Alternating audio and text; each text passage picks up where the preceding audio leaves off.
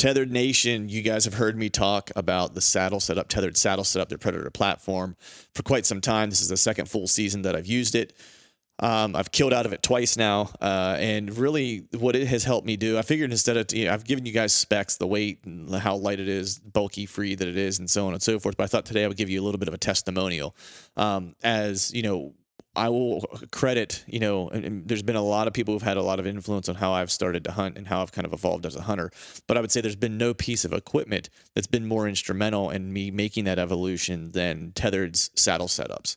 The reason I say that is that, I'm a guy that works like a normal job like everybody else out there. And so when I go on hunting trips or I'm hunting, I have limited time to get stuff done. So I typically want to hunt more aggressively. And that's something I've challenged myself with the past, year and a half, is to just, to be more aggressive and don't lay back. And the saddle setup has really helped me do that because I've spent much more time with boots on the ground scouting than I ever have in years past. And that's really because I'm not carrying a bunch of bulky stuff into the timber with me. And so I don't mind. It's not a hindrance to carry my saddle setup. And that way, when I find fresh sign, I can get into the tree and I don't have to leave and come back and drop scent. If once I see it, I'm in the tree hunting it. I'm not finding it, setting up a stand, taking the time to do that, then leaving and coming back and hunting it the next day. I'm literally getting into the tree and hunting it at that moment.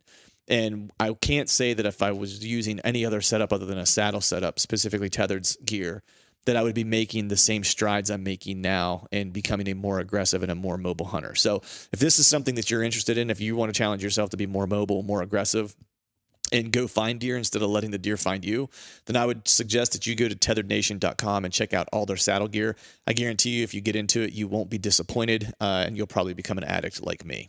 First thing I do in the morning before a hunt is, of course, I have to have my morning coffee, and I'm sure most of you out there probably feel the same.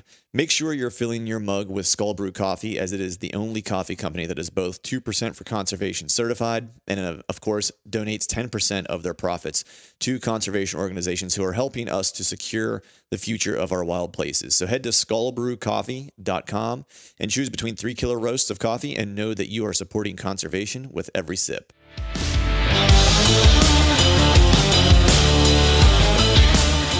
Welcome to the Truth from the Stand Deer Hunting Podcast, brought to you by Skull Brew Coffee Company. I'm your host, Clint Campbell, and you're listening to episode number 158. Today I'm wrapping up the third and final DIY Report mini-series with John Eberhart, and today we're covering freelance hunting, so stay tuned.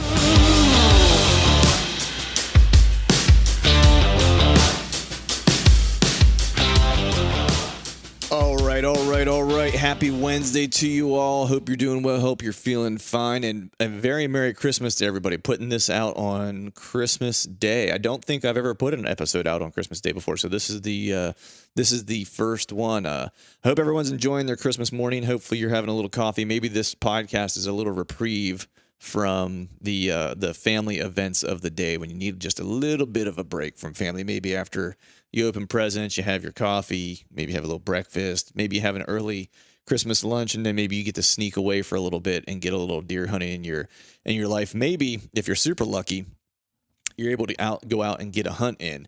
For me, late season kicks off here officially in PA. I was hunting a little bit during gun season with my bow. I got out twice, but as I think I mentioned in the previous podcast, I let that kind of lay dormant during that period of time and catch up on some things that I needed to catch up on. And then our late season comes in on the 26th, so tomorrow, the day after Christmas, and I will hit it from then until I think it's January 25th, I want to say this year. It always runs at the end of January, just depends on how the weekends fall. And so I'll be out and about getting after it for the last month. So with that, my deer update for the week was, I have some time off here over the holiday, pretty much all this week, and then, go back to work after the I guess the second, maybe.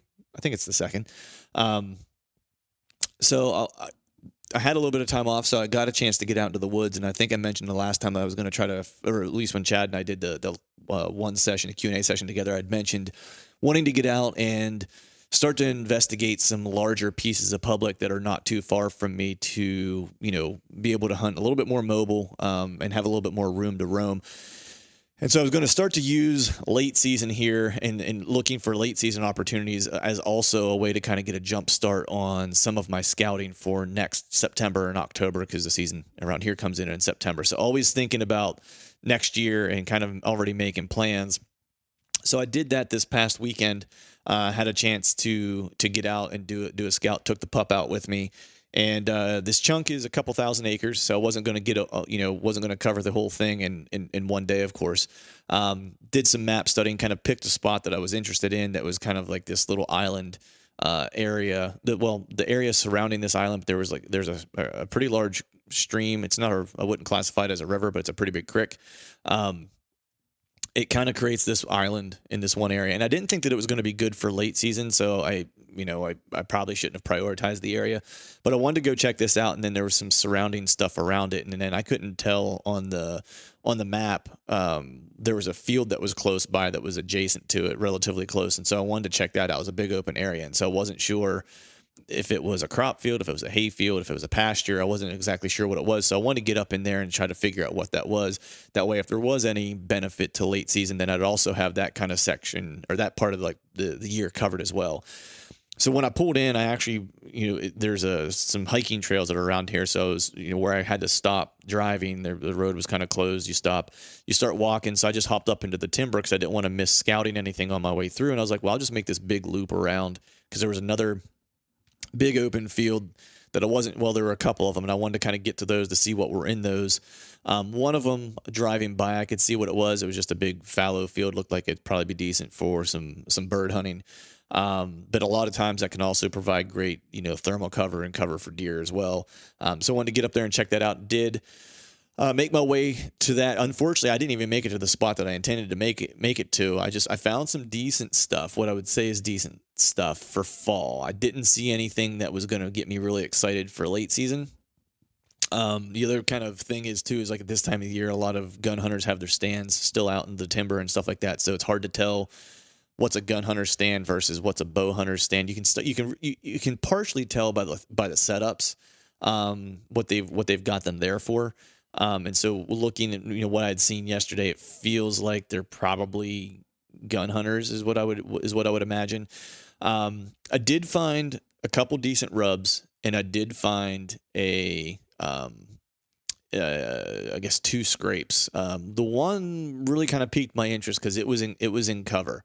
It was actually in an area that I jumped to deer. So I found a couple deer yesterday. The area is pretty thick. So there's plenty of browse in there.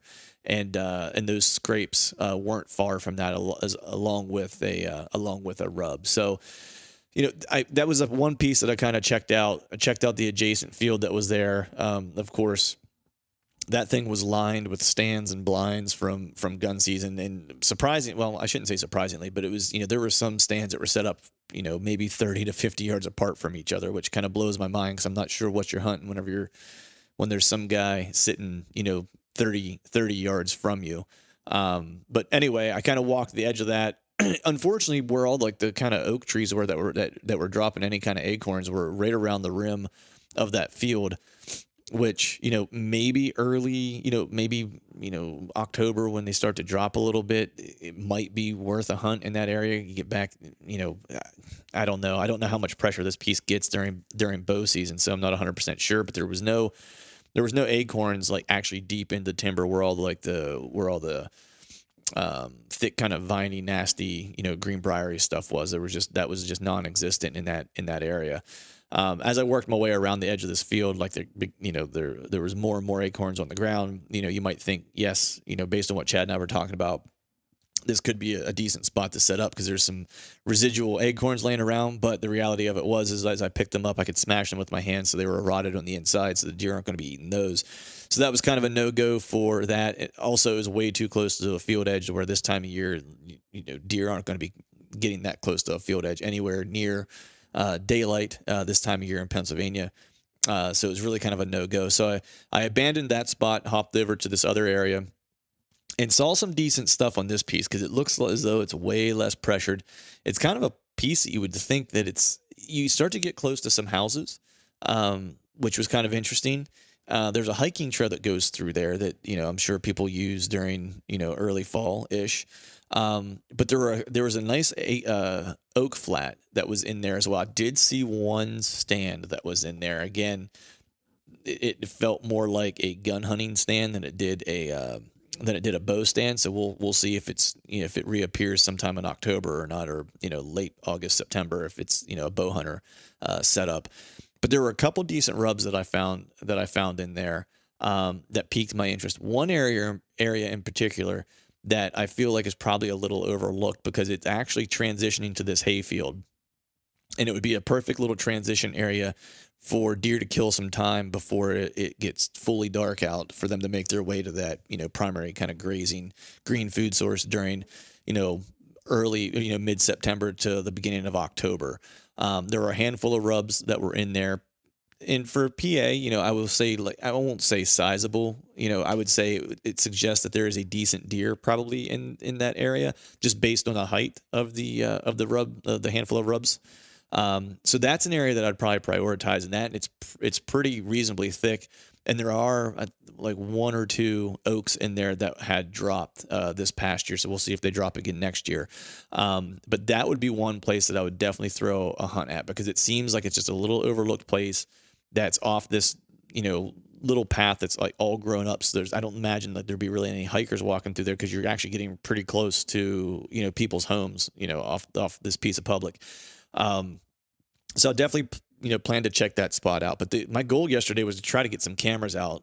And it wasn't a super long hike. I want to say I did just a little over 4 miles, just a quick afternoon outing with the dog. Wanted to see if I could get a camera or two out for late season, and nothing piqued my interest enough for late season to put anything out. So wrapped that up, came home, and then, today, of course, I'm going to be butchering my deer from Iowa. So that's the plans for today. So that's really the whitetail update. We'll get back out in the timber here this week and see if we can't get something done for late season. So with that, though, we have a super cool show for you today. If you've been following along, I've had John Eberhart on 2 separate podcasts over the past couple weeks, going through the DIY report miniseries and some areas that he's super knowledgeable about. So if you've not listened to those, I would definitely go back and check those out. The first one was around entry and exit, so access strategies.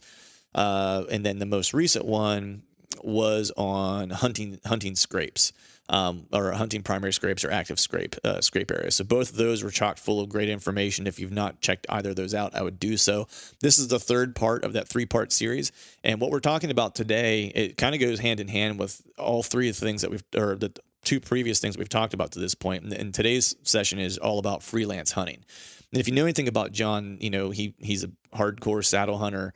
And freelance hunting is one of the things that he puts into his arsenal. And I will say, if you've listened to any of the previous podcasts of like my Iowa hunt and so forth, or just in general this year, how I've been approaching the year, a lot of my hunts this year have been freelance hunts. And, we'll get into like what freelance means and so forth. But the combination of freelance hunting and hunting over active primary scrape areas has kind of dramatically changed the quality of animals I'm seeing and the type of encounters that I'm having.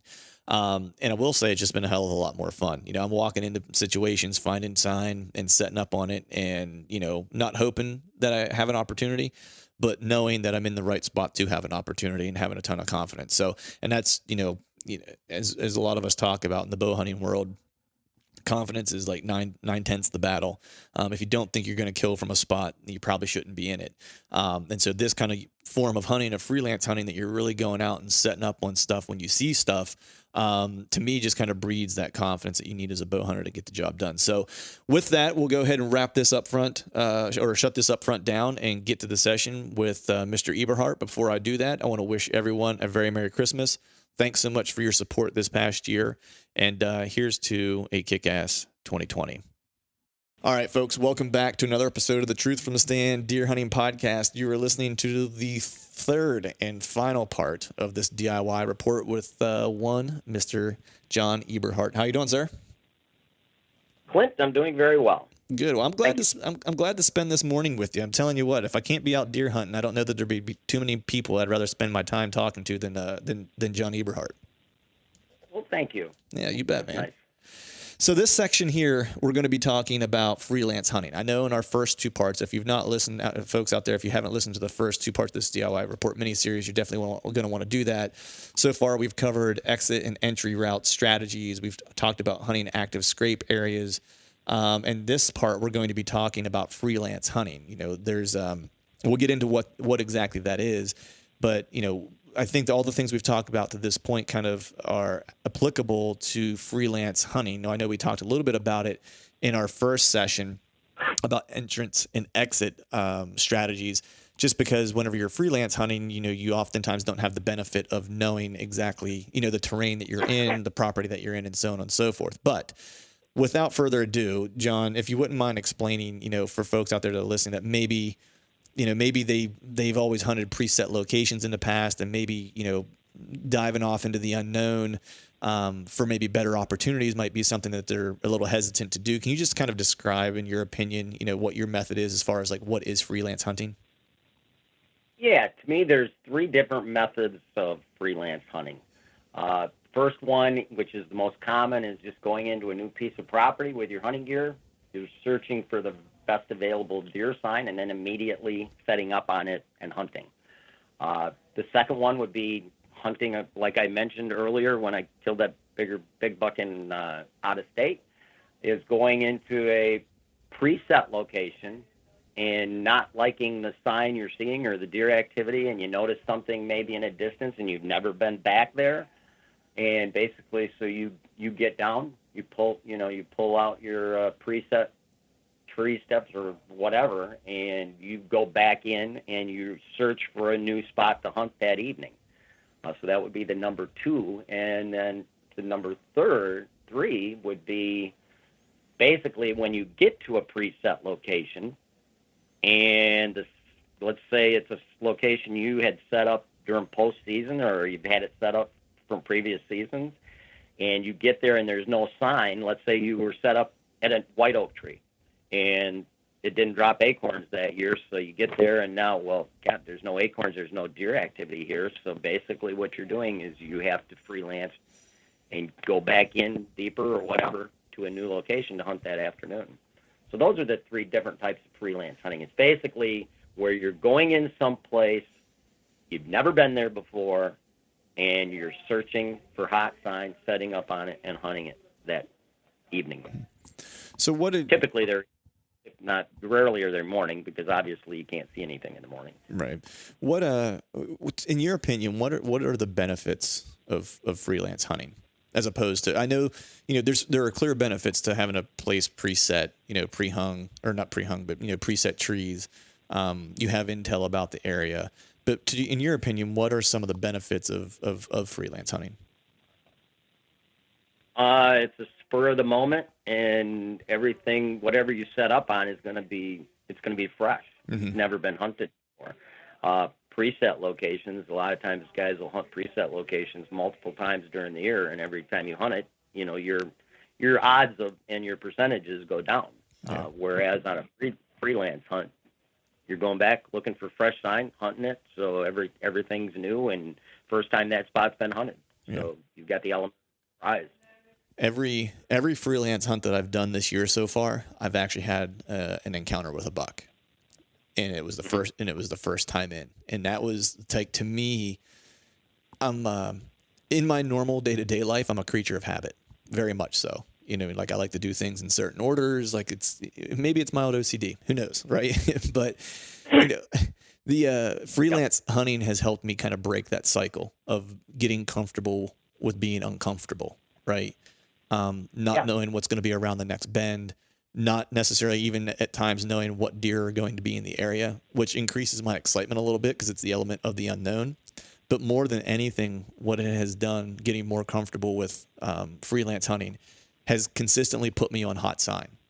And that's been, I think, to me, the biggest difference in why I'm having the encounters I'm having this year versus what I've had in years past, because I'm walking up to a scrape if it's hot and it looks like it's been laid down in the past 24 hours or been tended to in the past 24 hours. I don't pass it. I just set up. immediately, depending on where it's at. Like if we go back to our previous scrape conversation, it's got to be in some cover. I'm not hunting something on a field edge. It's got to be back into cover, or I've got to see multiple scrapes in an area that tells me it's being used heavily. Or like yesterday, I found a bunch of fresh rubs that were literally the shavings were still laying on the ground. So with the amount of wind that we've had recently, it's like there's no reason they shouldn't have been covered up, which told me that had been done in the past 24 hours. And sure enough, I set up on that spot and saw a buck. So it's like, to me, the value of the first sit, but also it's helping me break the cycle of repetitiveness and starting and allowing the deer to pattern me to a degree. Yep. The more ammunition you have in your arsenal, the more dangerous you are to mature bucks. There's no question about that. You know, you look at, I guess as an example, probably everybody that listens to your podcast knows who Kevin Van Dam is. Mm-hmm. You know, he's probably been, over the last 25 years, the most prominent bass fisherman on tour. And Kevin has a lot of ammo in his arsenal. He can fish hard baits. He can fish soft baits. He can fish spinner baits. He can fish muddy water. He can fish rough water. He can fish clear water. He knows how to fish in just about any situation, whereas most pro bass fishermen, you know, they're very good at one or two specific things. Obviously, if water's clear and it's early season and fish are bedding, you can sight fish. Anybody can do that. But Kevin can fish in any circumstance and be pretty efficient at it. And it's the same way with bow hunting. The more you know about how to hunt different types of situations, you know, freelance hunting, do-it-yourself hunting, preset locations, you know the difference between a morning location and an evening location, and you know the difference. This should be an early season location, or this is a rut phase location, or this is a transition zone between bedding areas that should be hunted during the pre-rut only. You know, once you get all that ammunition in your arsenal, you're just going to become a much more dangerous hunter. And freelancing is definitely adds to that, because you learn a lot when you're freelancing. 100%. You just go in and active sign right there on the spur of the moment, exactly like you described, and setting up on it. Yeah. And then there's nothing to say, like for me, you know, what I freelanced into yesterday, will in the years to come will become preset locations, because what I saw yesterday and got into was on the edge of it was in a swamp area, but on the edge of a cedar thicket. And I saw a ton of doe activity, and I saw that buck, and what that told me with like the rubs that were there and then the scrape that I also found, I was like, man, this is a transition area to bedding that I'm in, and this will be hot during pre-rut. It's probably also, if I can pinpoint where those are bedding, which I think I know where they're bedding, the downwind side of that's probably going to be pretty good for rut too.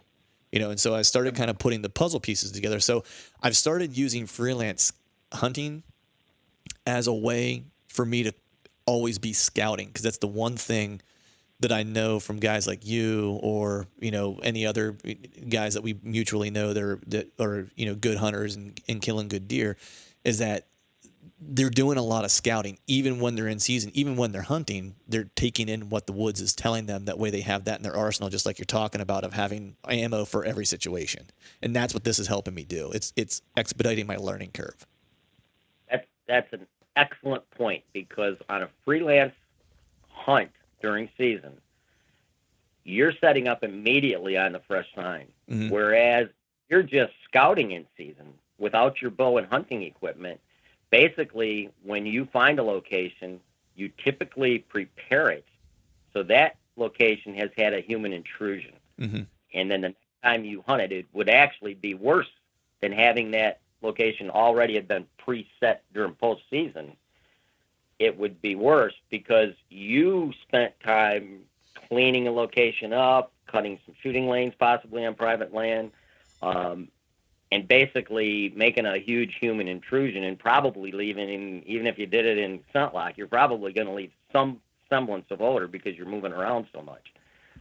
Whereas on a freelance, you're going in, setting up, boom, you're hunting it and possibly killing something on that very first hunt, as opposed to it being a second hunt at a spot where you went in and during season and set it up. Yeah. So you made a human intrusion. So actually your first hunt is actually your second intrusion into that spot.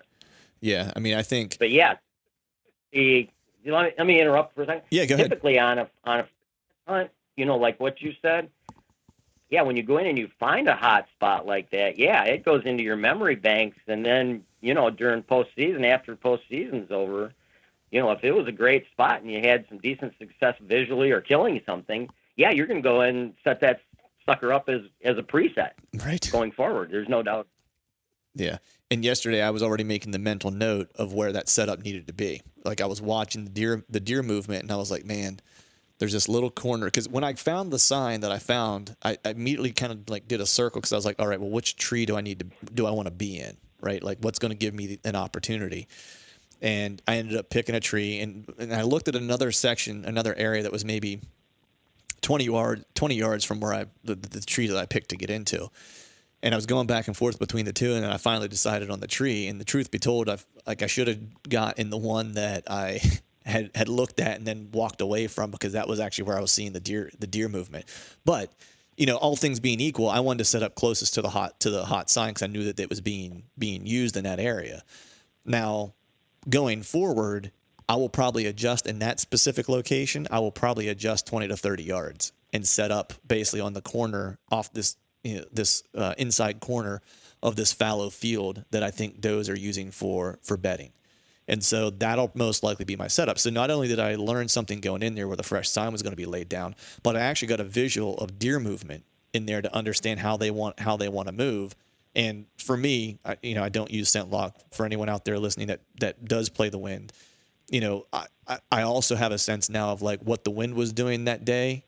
And even if it's not for me, for my scent, but it's like I'm looking at what the wind was doing that day and how the deer were using it, which is helpful. So I learned a bunch of different things that I can put in my arsenal then for next year when I do go to set up a preset location. Yep. And what you said about you sat in one tree, you should have been in the other tree. Yeah. Over the years, there's been many times I prepped the wrong tree, and then during season, I found I needed to be in a different tree, and then I prepped a different tree during postseason. Mm-hmm. And and there's been locations where I'll have 3 trees prepped probably within 40 yards of each other. Right. And because from one year to the other, the scrape areas may change, because this is where there's some oaks. The area may change according to which oaks are dropping and which oaks at the area are not, because there's Mm-hmm. multiple oaks in one little zone. And so I've got 3 preset trees now, and I just hunt the tree that best fits the sign at the time. Right. Yeah, I was actually trying to freelance my way back to this one little opening in the swamp, because there's actually another piece of public that's across. If you were to traverse 2 more private parcels, they are the 2 pieces of property that basically separate this section that I'm hunting from this other public piece that I've hunted in the past. And there's an old overgrown apple orchard that's down there. And that was actually what I was trying to make my way to, was the edge of that. But I found this sign in between, and then I was like, well, I'm not going to pass hot sign for the unknown on this hunt. I'm just going to hunt this. So my plan is to get back in there and freelance. Probably late rut is probably when I'll do it, because these parcels are small enough that there's actually not any gun hunting allowed, because it's a private permission, and they only allow bow hunting on these pieces. And so I will probably use the gun season or post rut or late rut and get in there and kind of freelance hunt my way back to that back edge, and see what's happening back there. But I know we touched on this a little bit when we talked about our access, our entry and exit access. But when you're freelance hunting, how do you apply your approach of entry and exit access to these particular setups? Like, you have limited information of the property. We talked about that, but I know how diligent you are about your access and both entry and exit. How do you kind of approach it in those freelance situations? Well, typically when you're freelancing, you're going to an unknown location, so it's pretty hard to have a direct entry route to someplace you don't know where you're going to end up. Mm-hmm. But obviously, because I'm wearing scent lock, I'm not concerned about touching vegetation and leaving odor. I just go slow. If I'm in a freelance hunt, I go in really early. Instead of going in at 3 o'clock like I would to a preset location, I'll go in at 1 o'clock. And I move really slow, so I've got less chance of spooking stuff. I'll try to move through openings where I know deer are not going to be bedded during midday. So, and then I basically, on my Onyx, I'll look for areas where there may be some oaks, look for a ridge and see some big trees on my Onyx and, expand on it and look at them. And, I typically, I'm always trying to go to places where there's some semblance of a destination location. Mm-hmm. Obviously, oak with acorns is a destination location on public land. Mm-hmm. So that's what I'll do. And then on the exits, I just try to exit in the least invasive way. You always want to try and move through areas on an entry because most freelance hunts are evening, Right. because you can't freelance in the dark before daylight. Right. So usually I'm trying to go through openings or areas where deer are not bedded, yet I'm still looking at specific areas that I've found on my Onyx that I'm going to kind of key and pinpoint on to see if there's activity at these pinch points or oak ridges or whatever. And basically that's what I do. So again, you can't really have a defined entry route if you're going to an unknown location. Right. So, I mean, I think what my takeaway is that, we're not doing these on morning hunts, right? These are more for, evening setups, getting in after the deer are kind of done moving, being as slow, as diligent, and as quiet as possible, given that you're trying to get to areas and cover some ground is what I'm kind of hearing you say, right? Yeah, exactly.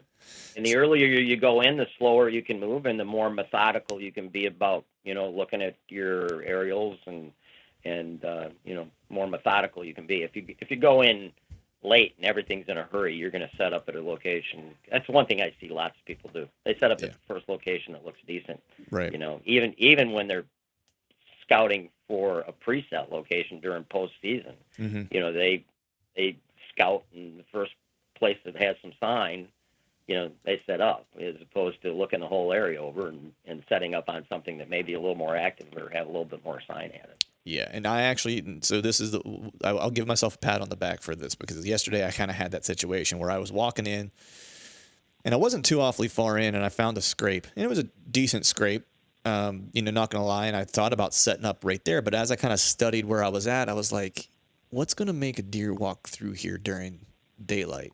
Right. And as I was kind of looking, I was like, I feel like this scrape is being tended at night. It was like, at least this time of year. I was like, maybe you could get lucky, a little bit, maybe at the beginning of November or whatever. I was like, but right now, I was like, I just don't feel like it, because I don't see anywhere specifically where I would determine there to be like significant bedding cover or transition cover. I mean, it was swampy, so there was a lot of vegetation, but I was like, I'm just not seeing it. I wasn't seeing enough like trails or anything that was leading to it to tell me that like this is where I should set up. And so I kind of walked by it, and then that's when I found a bunch of rubs kind of all congregated that were super fresh, and I was like, all right. And in addition, there was a ton of bedding cover that was there. So I was like, all right, 1 + 1 = 2 in this area. So this is where I'm going to set up. So get an A+ for that one.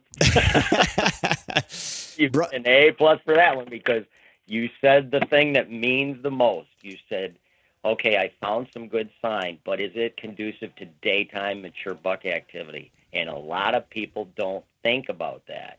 If it's not conducive for daytime activity by a 3.5-year-old and older buck, and that's what you're pursuing, it's irrelevant.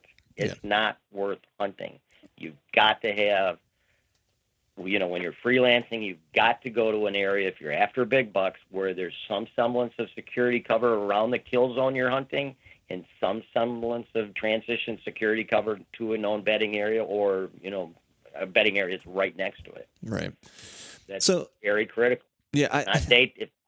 If for daytime, it's worthless. Right. All right. I think one of the biggest things with freelance hunting, because I'll tell you, it's just in my nature, it's like I like the adventure. I like the adventure of it. So it's something that I'm glad I've really started putting into my arsenal. Because one, the obvious thing is that it's helped me, hunting wise, because I've had encounters on every freelance hunt I've done this year. Two, it's making me, just as we just talked about, I'm looking at the sign much more critically, which also helps me, to your point, when I'm setting up preset locations, right? Whenever I'm picking spots, when I'm doing my preseason scouting and stuff like that, I'm able to kind of better evaluate what I'm seeing. Three, and I think it might be the most important thing, is that it's given me more and more confidence to believe what I'm seeing and evaluating, and also inherently giving me more confidence in my freelance setups. So if, I guess what I want to ask you, or what would your tips be for someone out there who wants to start freelance hunting, to help them get started, but also to help give them the confidence to pursue freelance hunting? I would say the first tip, and this is hands down the number one tip, is get into saddle hunting. Saddle hunting, it's something you can put in your backpack with your layering garments and all your other stuff. You're not carrying a big heavy stand, because when you're freelance hunting, especially on public land, you're going to be bucking brush. Mm-hmm. And you got to carry your bow and a backpack and a cumbersome tree stand and some climbing sticks. Well, you're not going to be going through any kind of heavy security cover or brush, because you're just going to be bucking brush too much, and it's just not going to work. You're going to make a lot of noise, and you're going to be cussing and swearing before it's over. Yep. So go in some form of strap-on step, something that's lightweight. Have your saddle in your backpack. Hunting out of a saddle for freelance hunting is just where it's at, period. Yeah. End of discussion. It just adds a whole nother level into what you can do and how far in the brush you can go. I guess, secondly, on freelance hunts, look for destination locations. Look for scrapes or a rub line, or look for fresh rub line like you did, mm-hmm. or look for oaks, something that's dropping food, because basically if there's food and it's a preferred food source for that particular area for that time each season, it's going to attract does, and does attract the mature bucks. So, that all goes hand in hand. All buck activity during the rut phases revolves around doe activity. So look for those destination feeding locations back in the timber, and that's where you're going to have the bucks. Maybe an oak ridge, or maybe just along the edge of a swamp. Because bucks tend to skirt edges of swamps especially during pre-rut, mm-hmm. because they'll get up during midday. They'll get up at 10, 11 o'clock, and they'll physically scent check the edge of the swamp. And if they smell where a doe had left some timber and went into the swamp to bed down at 8 o'clock in the morning, and they scent check that at noon or 1 o'clock, they're going to smell that. And if she was close to her in heat, they'll take up chase. So, edges of security cover, feeding locations, stuff like that is where you want to go, or obvious sign like scrapes or rub lines. Right. Yeah, and I will agree with you. The saddle hunting, I wouldn't have been able to get into where I was into yesterday if it weren't for using a saddle. Like, period, end of sentence, full stop. I think there's just a couple of things. I know you and I are both buddies with the guys from Tethered, and they make a killer light saddle. That's what I've been using. And, I don't use strap on or screw in steps or anything like that. I actually have a set of sticks that I've cut down to like just 17 inches, and I use a rock climbing aider to climb, and I'm able to get 20 plus feet. I can probably max out at probably 24 feet with 3 sticks, I think is what I can max out at. Which is pretty good for being extremely light and extremely mobile. So I can't sing the praises enough for saddle hunting and how it's changed my approach. It's funny to say that a piece of gear has, because I've had the same ability to do all the things I'm doing now previously, but the biggest difference is, and you mentioned it, John, is the ability to execute cleanly and execute well. That's the biggest change, right? And that, to me, it's part mental too. It's like if you're going into a new spot, it's going to be a tough grind of a hike, or whatever the case is. Knowing that you got to throw a 20 some odd pound stand on your back and try to go do it. In addition, it just kind of is a little bit of a mental game, right? And so I don't have to deal with that any longer. It's like, I know if I want to strip down to bare essentials and ditch all the camera gear and stuff like that I don't want to deal with the extra weight, I can literally go in with everything I need in my pouches on my saddle and go and carry my sticks across my shoulder and go, and I'm done. That's it. Yep. And you using aiders. Aiders are a really cool thing. Not all people are capable of using aiders, but you obviously are, and I know some people that are. I have some aiders. But yeah, when you're carrying a heavy stand, if if you got a climber, there's a lot of trees you can't even hunt with a climber because the trees have to be devoid of branches, and there's a noise factor, huge noise factor, going up a tree with a climber or hanging a hang on. Yep. Of the 50 bucks I've got in the record book, 44 of them were shot out of a saddle. I've been hunting out of a saddle since 1981. Yep. I wouldn't even consider hunting out of a tree stand. I'd probably quit hunting if I had to hunt out of a tree. It's that big of a difference. Yeah, it is. I wouldn't even know what to do. It is a big difference. It's funny because, this is my second full season in a saddle, and I just credit how much, I guess the amount of property I've been able to cover and the amount of freelance hunting I've been able to do successfully. When I say successfully, it's like I've not killed on a freelance hunt, but I've had the encounters that I want to have, which is just moving incrementally closer to sealing a deal and getting it done. And I've sang the praises of it to the point to where I turned on a couple different buddies to it. And, one of them was, checking some stuff on a property out of state, or he lives in that state in a different state, and, rolled in a saddle and, wasn't really planning to hunt necessarily, but rolled in a saddle and had, an encounter with a giant that he's now kind of pursuing, and if it weren't for that, like, minimal gear to have to carry in, would he have set up and done it, or would he have just done his, scout mission that he was planning to do, so, I mean, it's just people that want to be freed of the weight and the ability to kind of go where you want to go and set up where you want to set up. It's like, if that sounds like you, then I would highly recommend checking out saddle gear, because I think they would fall in love. I love that word.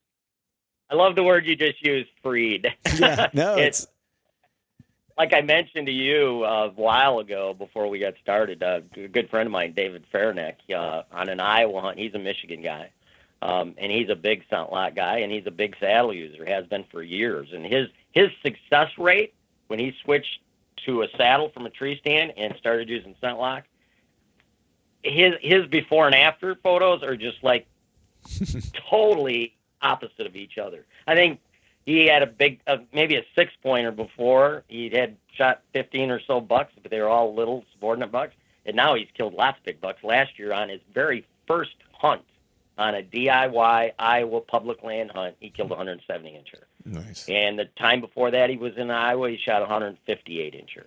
And then again, that was a DIY hunt.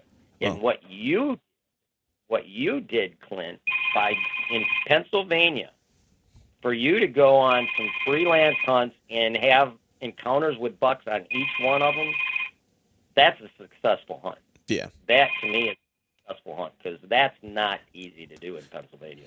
Yeah. It's one of those things, John, honestly, it's like having success, and like, I think, and I know this is off topic, but I think hunters, especially in certain types of states, need to start quantifying success a little bit differently, because I think it can really take the wind out of your sails when you quantify success by the amount of inches of bone you're putting on the ground, depending on where you're at in your hunting journey, right? And for me, being able to go out and do some freelance hunting and stuff like that. And I've been hunting since I was a kid growing up, what I mean? It's, so I'm 41 now, so I've been doing it for a while. But some of the stuff is still that I'm implementing now is still new, right? So freelance hunting is something that I really dove into more this year than any other year. I've dabbled in it, but this year is the first year that I've fully committed to it. And it was in part because I started saddle hunting. And framing success, just like you said, of going out to a place that I don't know diddly squat about it. I'm just going to go in and I'm going to figure it out. And then when I figure it out, I'm going to hunt it. And seeing bucks on those sits is just a huge confidence boost to know that, hey, when I see sign, I'm reading it correctly, I'm interpreting it, and I can apply this, just like we were saying, to anywhere that I want to have preset setups. It ultimately helps build confidence whenever I'm doing those out-of-state hunts, like I'm going to Iowa or I'm hunting in Ohio or whatever, knowing that I'm going to have limited time to figure it out. And I've actually started to really embrace it, where I almost prefer, like, I don't really know much about where I'm going in Iowa. I scouted it for 3 days in March, and I don't have any preset spots set up. It's all going to be 100% get there and scout / still hunt and freelance hunt for probably like the first 2 or 3 days to hang cameras and hunt spots of fresh sign, and then just keep rotating. And I'll hunt a preset place in the morning. If I don't have any activity, I'll probably get down relatively early morning, right after first like movement should be over, and set up for midday, find hot sign for midday setup. And that's going to be kind of the way I'm going to approach that whole trip for 2 weeks. Oh man, that's awesome. That's absolutely awesome. I think of the bucks that I've got in the book, right around 10 of them were killed on freelance hunts where I'd never been there before. Mm-hmm. And it's just when you kill a buck on a freelance hunt, it just gives you a whole nother feeling. Yeah. It's totally different than killing a buck at a preset location. Just totally different. Yep. 100%. It's very gratifying. Well, I think that kind of covers By freelance. the way, Yeah, go ahead. Can I go ahead and say something? Yeah. I want to really thank the hunting public guys and also Greg and Ernie, because Greg and Ernie at Tethered are taking this saddle hunting thing to a whole nother level because of their social media skills. Mm-hmm. And the hunting public guys, I met them this year on that challenge, public land challenge, and what a bunch of great guys. And they are also bringing this freelance, do-it-yourself hunting public land to a whole nother level where it's, if you're hunting in PA or West Virginia on public land and you kill a 85-inch 8-point that's a 2.5-year-old buck, that may be as good as it gets. Mm-hmm. And they're making it so those people that are doing that don't feel left out, because all you ever see in the big media is 100, I'm not going to shoot that buck. Drury's, it's 150 incher. I'll let him grow another year. Well, that is like hunting in a zoo. Right. That is so far from reality that it's not even funny for the average guy. So I really want to thank the hunting public again for bringing this whole public land to light and for really popularizing this do-it-yourself freelance hunting. Yeah, 100%, man. Because I've had the fortune to meet Zach a couple times and have had him on the show, and have had Aaron on the show. Just a good group of dudes that just love the grind and love the adventure of it. And I'd be lying if I said that some of the inspiration for me to really adopt freelance hunting, I'd be lying if I said it wasn't in part influenced by them, and just some of the conversations that I've had with Zach or that I've had with you. It's like all these guys that I feel very fortunate to, I say I have this podcast, but I really just have a group of friends that I like to talk hunting with. And I just feel lucky that I have some guys that I look up to that are who I consider to be some of the best deer hunters that you'll ever meet. And so it's, it's humbling to be able to talk to folks like yourself and Zach and those guys that, I think help change the course of things for folks and help people have success. So, I think with that, might be a good place to end the show. But, before we do that, I want to, first thank you for doing these 3 parts with me. I really appreciate it. I know the listeners are going to get a ton of great information out of it, but also wanted to give you a chance to talk about all the places people can find out more about you and any, courses or anything that you have available. Okay. Well, I've written 3 bow hunting books, and I made 4 instructional bow hunting DVDs, and they're all available on my website at www.deer-john.net, deer-john.net, or you could just Google my name, John Eberhart, and you'd find it. And I'm also doing these whitetail workshops. I only do 3 a year. I do them all in March and April on weekends, Saturday, Sunday. And basically, they're 2-day deals. Saturday's in the field all day. We visit a bunch of locations. And then at the end of the Saturday in-field event, if anybody's interested in learning how to hunt out of a saddle and sit in it and how to properly set the tree up for it, basically we do about a 2-hour seminar after the Saturday event in the woods, allow everybody to get in a saddle 18 inches off the ground and try it in the different saddles. And then Sunday is an all-day seminar at Jay's Sporting Goods up in Clare, Michigan. And they give everybody a 15% discount voucher, and you sit in office chairs. It's in a regular seminar room. Mm-hmm. So those are 2-day events, and that's called Eberhart's Whitetail Workshop, and that's on my website as well at deer-john.net. Awesome. Well, thank you, John, so much for coming on. I appreciate it, man. And good luck. I'm glad to hear that you're recovering from your shoulder surgery and stuff. And good luck in Kansas and during the rest of the Michigan season, my friend. I hope to talk to you soon. Thank you. And I do want to say one more thing.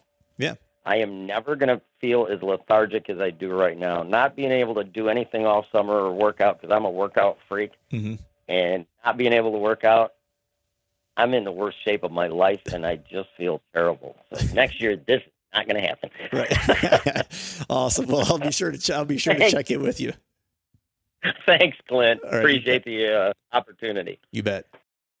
All right, folks, that's a wrap for today's show. I'd like to thank all of you for listening. If you haven't yet, please head over to iTunes and leave us a 5-star rating, and be sure to subscribe to the podcast. We'd be super appreciative if you do those two things for us.